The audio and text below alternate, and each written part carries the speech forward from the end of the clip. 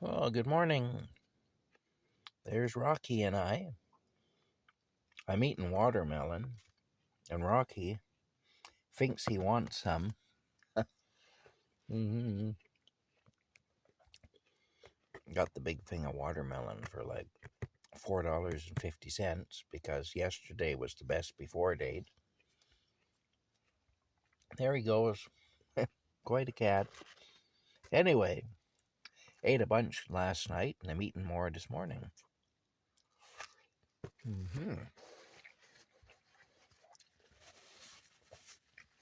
hmm It's really sweet. hmm Rocky was up at 20 to 4 this morning, standing at the door meowing, wanting out. Um, I didn't let him out. He still wants out. He's down there now wanting out. Um, this is what it was like. And this went on for hours. Like he did this for a couple hours. Yeah. So anyway, before he settled down, um, he just wants to go outside all the time. I think he senses winter's coming, and then his outside going time won't be really a thing anymore because he doesn't like winter. So that may be what it is. I don't know, but I'll let him out in a little while. I'm not letting him out right at the moment, but I will let him out in a little while. Um, yeah, that's about it. I don't know what else to say. Um, Funny, I was talking to my mother on the phone yesterday. Of course, the guy I had to run in with is a cousin of hers. He's in his 70s. The guy that took a run at me there when I was going past in the truck and stuff. And she had said you should have went back there and asked him why he was. And I said, well, the fact that he took a run at me like he did indicates to me that he was prepared to be violent. And if I had went back there, chances are there would have been violence. And the thing is, in my 20s, I made up my mind I wasn't taking any more crap from bullies. And I decided that if I get into a street fight with a man, my goal is going to be to take that man's life.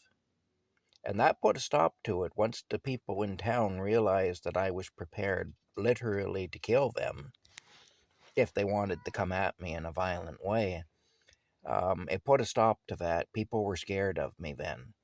I seriously hurt a couple of guys on the street.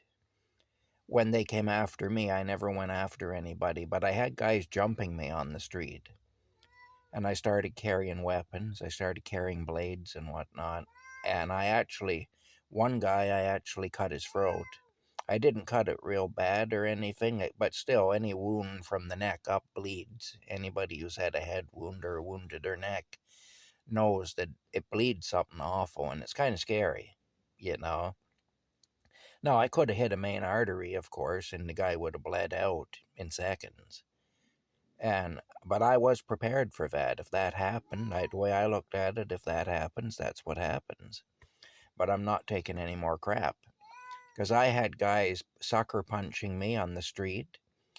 I had guys, I got, throwing up over the hood of a car.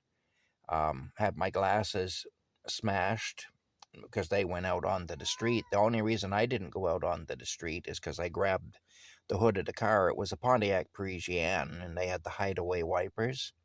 So I was able to grab onto the hood of the car and where it met the windshield and stop myself from being thrown right over the hood of the car into traffic.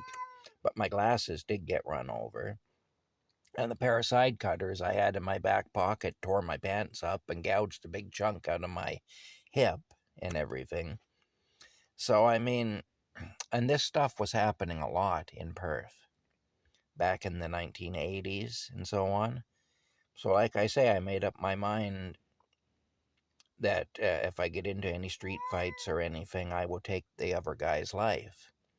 So I told her, because she kept saying, go back. I said, look, if I go back there, if I had gone back there, there probably would have been violence. And I said, my goal would have been to take his life in that situation. In any street fighting situation, my goal is to kill the other man. Because I said, that's the only way that I can really be in a street fight. So I said, but that's why I avoid those situations wherever I can.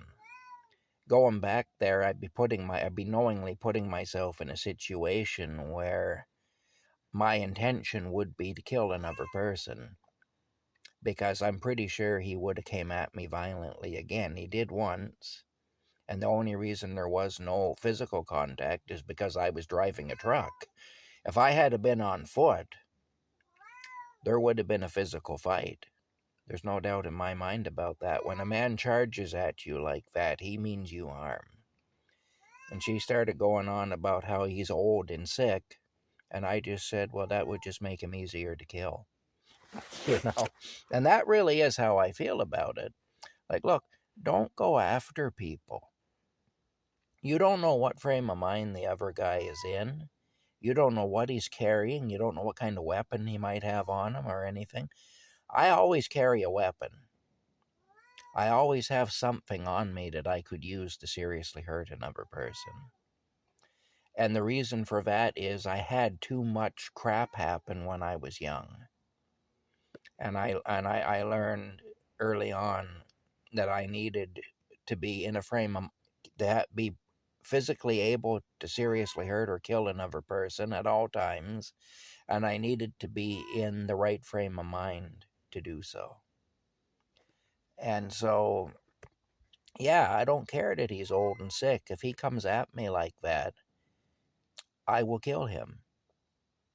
Like, not just him, though. I mean, anybody. I don't care who you are. If you come at me like that, I'm either going to kill you or I'm going to try to kill you.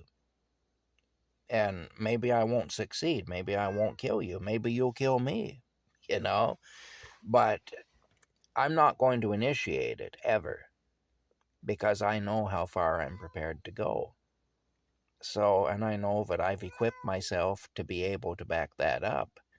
So, like I say, and I really resent Canada. I hate this country with a passion.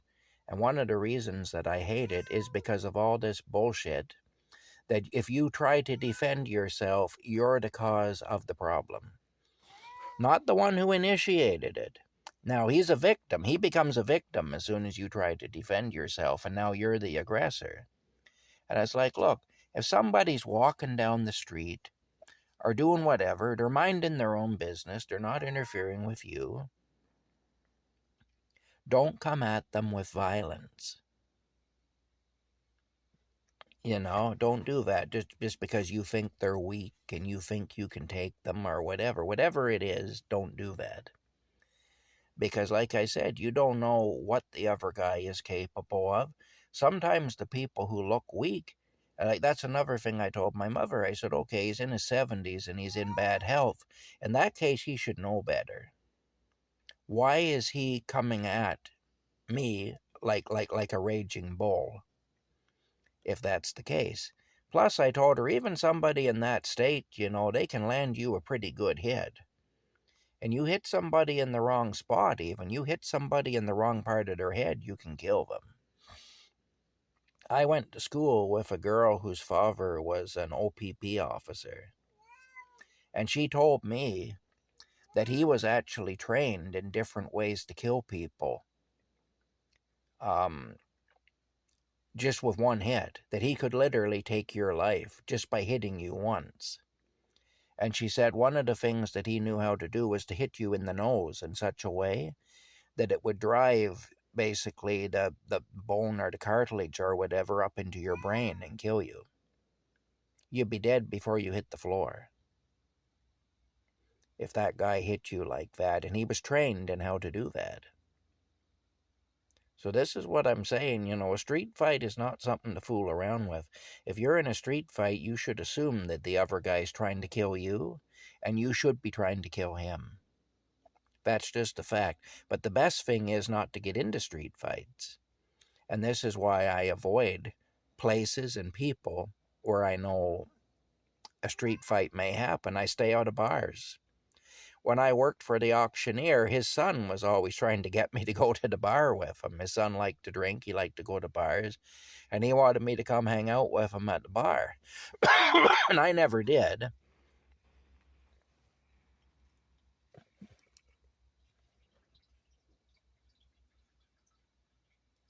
And the reason I never did is well, I'd tell him I don't drink, which is true, I don't. So, but he said, well, you could have a pop or whatever, just be sociable. But I never did, and the reason was because bars are a place where shit happens. Bars are a place where you're going to run into people who are out to just looking for a fight. And that's a fact. No, I'm not saying you should never go to a bar or whatever. If you like to go to a bar, go to a bar. But just be aware that you may find yourself in that you're more likely to find yourself in a situation where you have to defend yourself in a bar. Okay, you want to go out? Well, keep going. You can't stand here because I can't. Okay, you want to go outside. Okay, let me go past you. There we go. Okay, now, you want to go out? There you go. He just didn't understand what was going on. He said, the guy's not letting me out. I want out. And so what's going on, eh? Okay, there you go. Anyway, like I say, I don't want it to come to that. I really don't. And I can't see what you're seeing right now, so I may not have Rocky in the frame. I'm not sure. But anyway, I can't see what you're seeing right now. I don't know. Now I can see what you're seeing. Rocky looks better than I do. I know that. Anyway, the thing is, this situation has brought a lot of stuff back for me. And, look, like I say, my goal would have been to take his life, and that's why I didn't go back. And that's what I told my mother. I said, I would have been looking to kill him if he had come at me again like that. So, and I know that. So I just didn't go back. I didn't see any point in going back. Plus, I was trying to process what happened. I still couldn't quite understand what had just happened. I knew he'd come at me violently and stuff, but I didn't know. I didn't know it. I knew it, but I didn't know it because I wasn't quite processing it, So like I say, and even at that, if I had been on foot, the fact that it took me by surprise like it did, I might have been the one who ended up dead or seriously hurt, because that's the last thing I expected to happen. So, like I say, and normally I'm on my guard. Like it's funny, I hear people who have been to prison talk about how when they get out, they're a certain way, they're hyper vigilant and whatnot. And the funny thing is, and they talk about certain tricks that they use to be aware if somebody's coming up behind them fast or whatever. And the thing is, I'm like that. I do the same thing.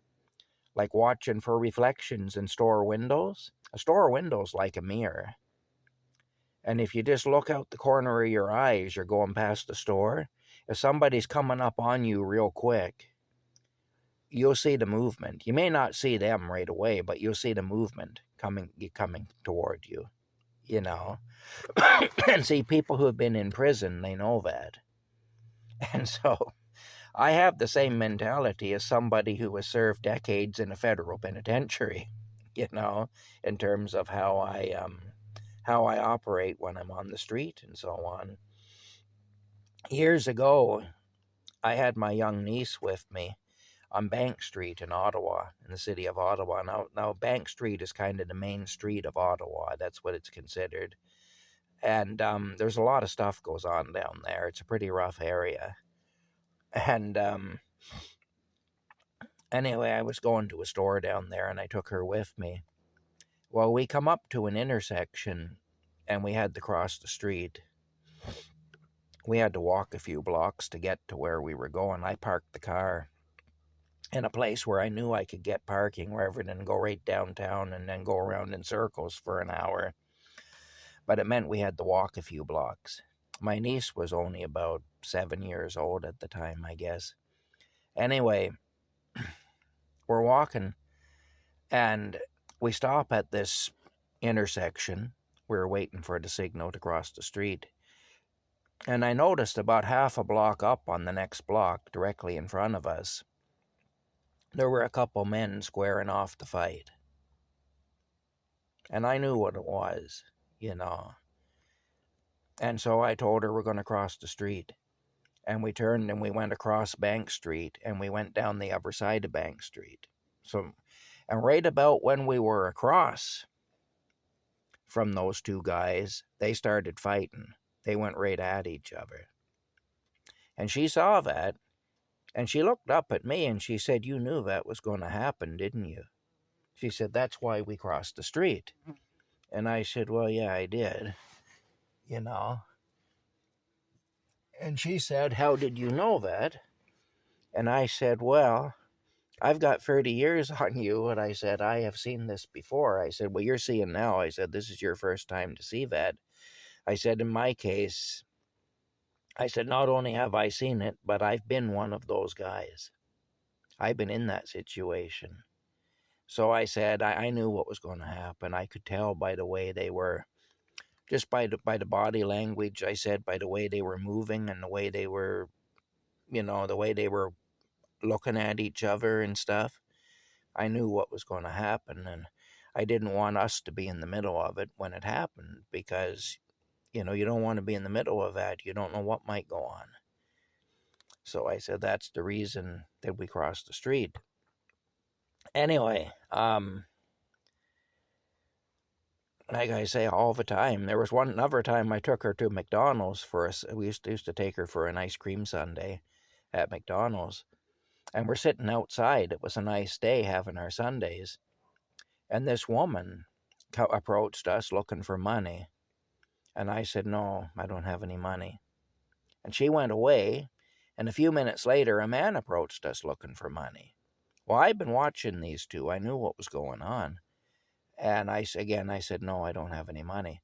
Now, the truth is, I had $600 in my pocket because I just sold a load of scrap metal.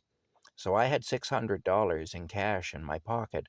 When I went into the McDonald's and I told my niece this, that may not do her any good now because, of course, we don't seem to use cash anymore, but I told her, I said, if you're going into a store and you know roughly what the thing you're going to get cost, and you have a lot of money in your pocket, I said, take the amount that you plan to spend away from the other money and put it in a separate pocket. And then when you go to pay, you reach in and you take that money out. So let's say you're going to buy something that costs $15. Put a $20 bill in your right pocket and keep the rest of your cash in your left pocket. Reach into your right pocket, pull your 20 out and pay. They'll give you $5 back. Put that into your right pocket. Then anybody who sees you in the store, as far as they know, all you've got is a $5 bill. It's not worth robbing you for a $5 bill.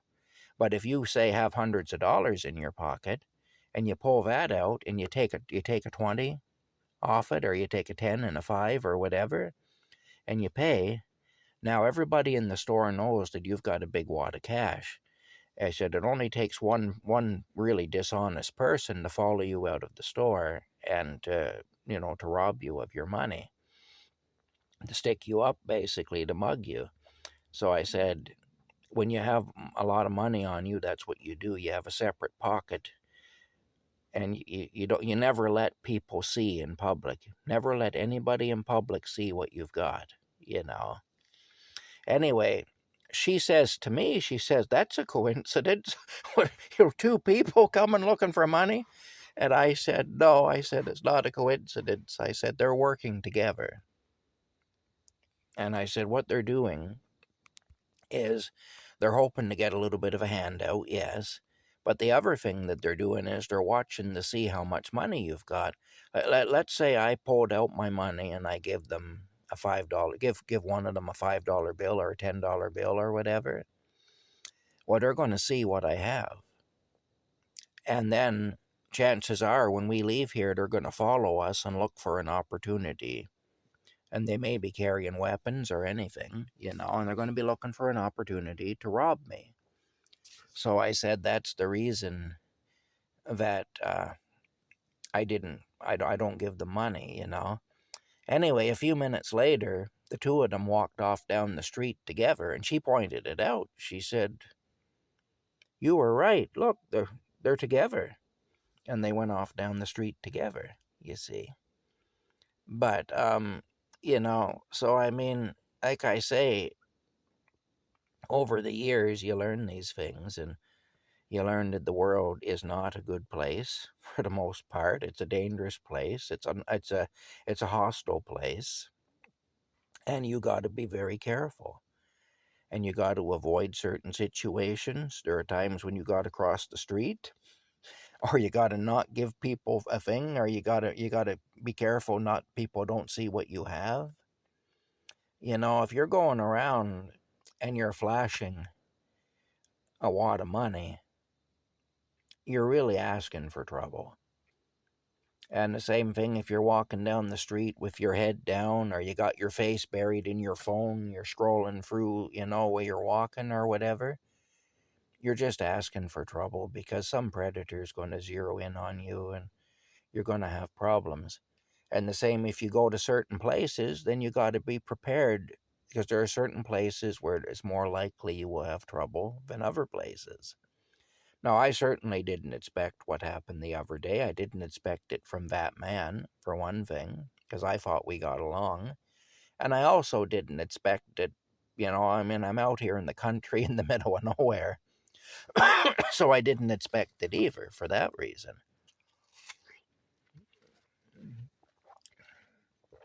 On the street in town is where I'm more vigilant. Or like walking across the parking lot at Walmart or whatever. That's where I'm more vigilant.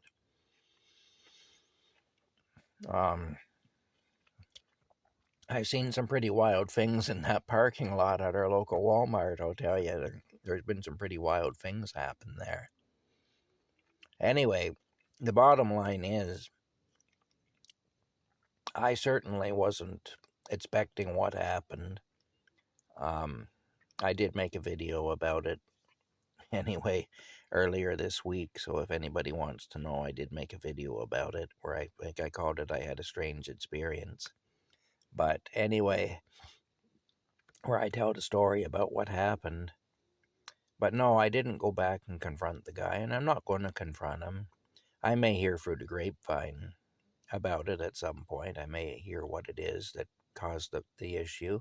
I have a feeling I know, because I say his daughter-in-law is a practitioner of witchcraft and so on, and she wanted, and paganism, and she wanted me to join up with her, and she wanted to be my spiritual leader and all that. And I told her that I was not interested for a variety of reasons, some of which I'm sure were offensive to her, but I told the truth. Anyway, the bottom line is, I have a feeling that's what it is, but I don't know that. I have no idea, really. It's just a guess. I don't think there's anything else has happened. But anyway, like I say, it is what it is. It goes to show you never know, eh? When you're dealing with people, you never know what's going to happen. So,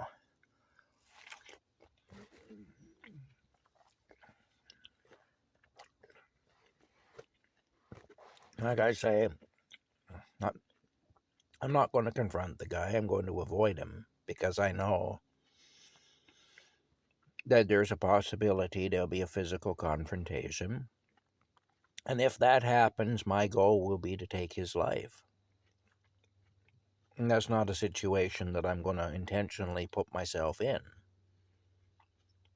or put him in intentionally either. If I go and I confront him with that knowledge, then at that point I'm basically baiting him and really laying a trap for him so that I can then turn around and take his life away from him, and say, well, he came at me, so, if I set him up to come at me, it's my own fault, really. So if I create the circumstances under which that happens. Anyway, like I say, I don't know what's going to go on. I'm hoping I don't have another run-in with him. If I do, it won't be because I initiated it. I'm just going to leave him alone. I won't wave at him anymore. I won't speak to him anymore. I'll just go about my business and hope that he does the same. That's all. Anyway, I say it's troubling when these things happen.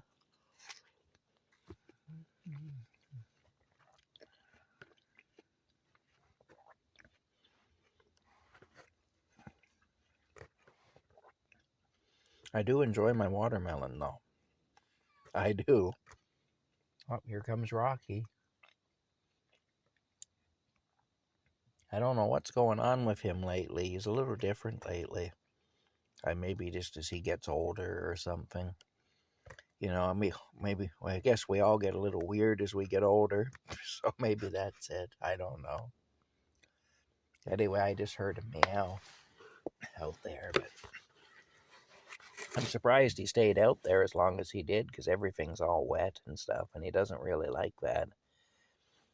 But yeah, all right, that's it. So good morning, everybody, I guess, and that was a little bit of a rant, I guess, that I just did there early in the morning. But like I say, it's hard when people don't understand you, too, because I could tell my mother kind of was judging me because I would kill another person.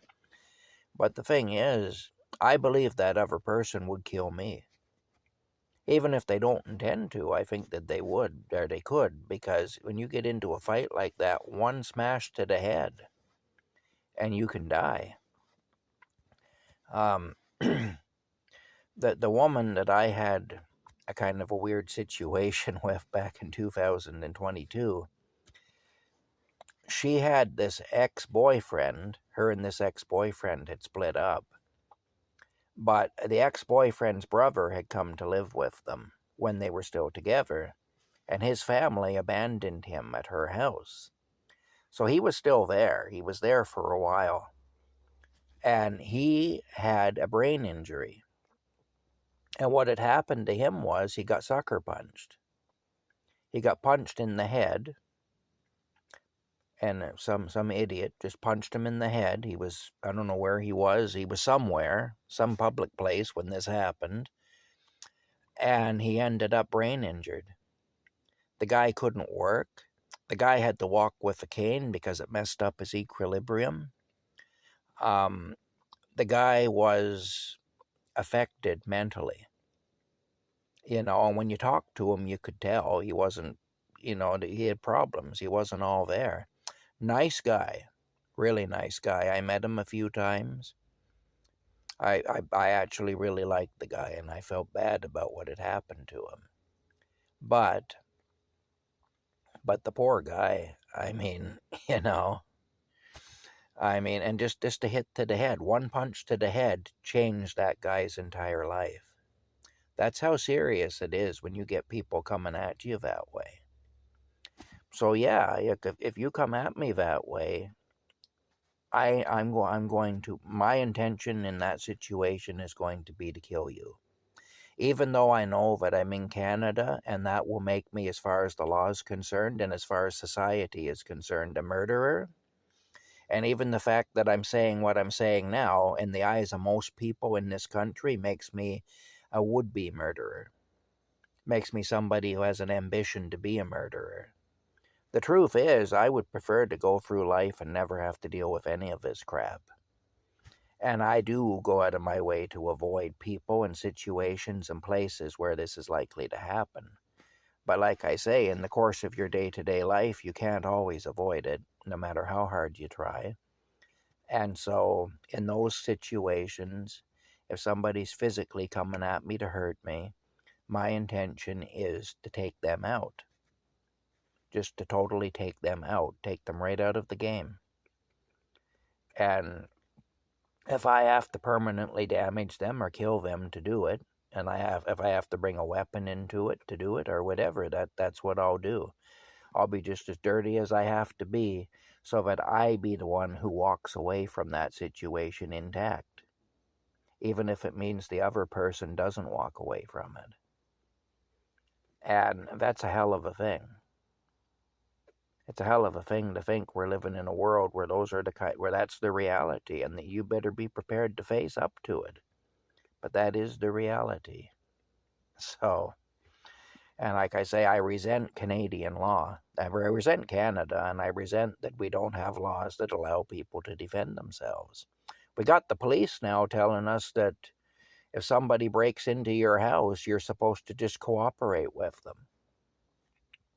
You know, screw that, cooperating with some asshole who breaks into your house. Somebody breaks into your house, and again, I suppose I'm counseling now to commit a criminal offense with what I'm about to say, but if somebody breaks into your house, you do whatever the hell you have to do to protect yourself and your family and your property. And if that person has to be carried out of there on a board, so be it. There, I said it. I just committed a criminal offense in this country by saying that, because that's counseling to commit a criminal offense. I just told you to break the law if you're in Canada, because it's actually against the law for you to make that person leave on a board. So and that's what I told you to do. So I'm now guilty of counseling to commit a criminal offense. If they want to come get me, they can come get me. But that's the bottom line. If you want to be sure that you at least walk out of there alive, you may walk out of there in handcuffs. You probably will if you're in Canada. But that's the mentality you have to have when you're dealing with these types of people. There are people in this world that will break into your house and they'll tie you up and they'll rape your wife or your daughter and make you watch. And when they're finished doing that, they'll kill you. There are people in this world like that. Like, you know, that's just a fact. We're living in a fallen world. Don't assume the other guy is just going to steal some of your goods and leave peacefully, because you don't know that. You don't know what's on his mind. Plus, he might break in there intending to just do that, but you don't know he may change his mind. He may decide he really likes your wife, you know. Maybe he's going to have a little fun with her before he leaves. He may decide that you can identify him. He's been in jail. He doesn't want to go back to jail. He will eliminate the witnesses. Like, you just don't know what goes through a person's mind in those situations. And now with all the drugs and everything, a lot of these people that are doing these things are breaking into places and robbing them for money to buy dope. And so their minds aren't right to start with. You know, their judgment is off, and their perception of reality is off, and everything else, because they're all screwed up from drug abuse. So you're dealing with somebody who has a severely abnormal mind to begin with, in many cases. You know, so like I say, you don't want to fool around with that. You don't want to take chances. You don't want to assume that you know what the other guy is going to do. You don't want to assume you know what's in his heart and what's on his mind. You know, because if you assume wrong, it'll be very costly for you. Now, in Canada, like I say, defending yourself will also be very costly, but at least you'll be alive to do it. You know, at least you'll be alive to face the consequences of having survived, basically. Quite a thing. Anyway, that's it. We'll talk later.